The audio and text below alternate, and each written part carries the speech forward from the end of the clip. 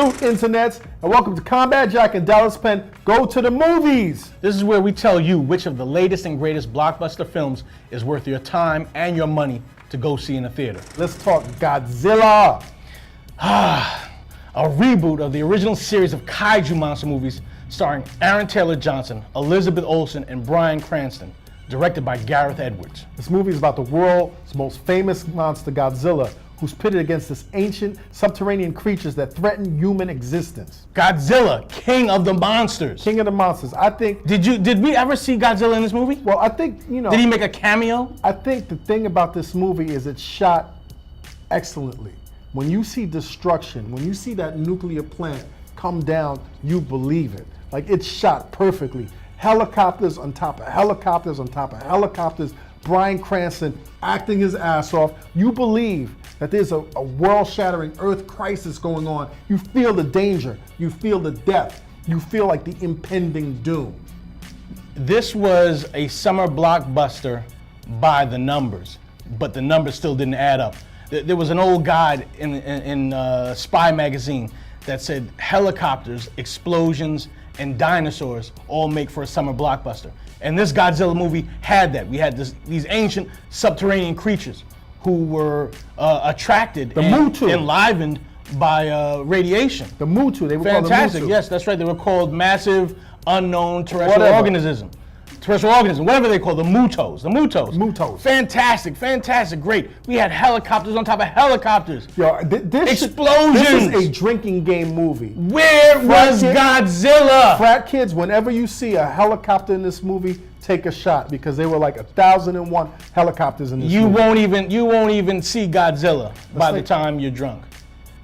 You won't even see Godzilla. But what Dallas says is, at the end of the day, where's Godzilla? I'm gonna give Godzilla a C-. I'm gonna go C- for Godzilla. I'll give it a C because, like I said, it was shot perfectly. They did what they wanted to do in terms of, like, the destruction was real, it looked real. But America, stick to Cloverfield. Stick to Cloverfield. Let the Japanese do what the Japanese do. What I realized is in 2014, Godzilla is high tech, it's CGI, and it's man in the suit. It's man in the rubber suit. America doesn't understand that. I think, it's lost in translation.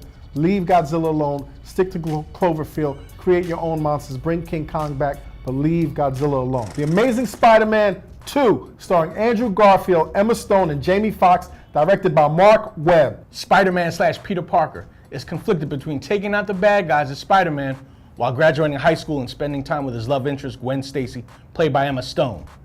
Things change for Peter when a new villain, Electro, played by Jamie Foxx, emerges, and an old friend, Harry Osborn, played by Dane DeHaan, returns.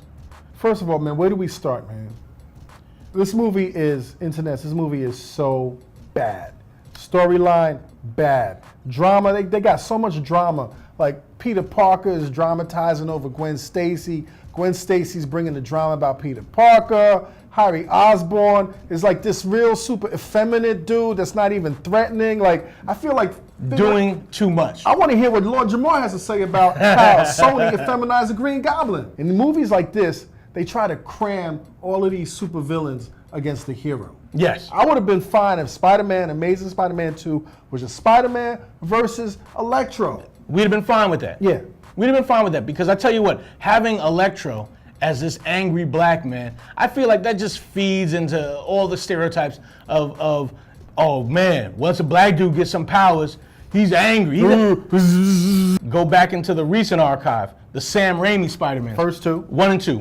Don't mess read with the comic books. Don't see this. I give it an F. Go back to the old Spider-Man cartoon. I give it an F. F-U. Spider-Man, friendly neighborhood Spider-Man. Don't go see it. Next up is Neighbors, a summer comedy starring Seth Rogen, Zac Efron, and Rose Byrne. This movie is about a couple with a newborn baby whose life in their newly purchased dream home gets turned upside down when they are forced to live next to a rowdy fraternity house. Porky's, Animal House, Revenge of the Nerds. Incredible, iconic frat boy comedy films. This was not one of them. This was not one of them. The thing about this movie is a great premise. Seth Rogen is a believable father and parent, and he's trying to be responsible with his wife, Rose Byrne. The setup is perfect. there's drama, there's understandable tension. They got this newborn infant, and they want to keep all they want to do is keep the noise down. And this frat house, what they want to do is beat the record. Just turn up. They want to turn up. They want to beat the record historically of that frat's 100+ years of being a frat, and just in terms of like. And doing frat shit. How outlandish they get. Right. How outrageous can they make their end of the semester party? There's a lot of sight gags.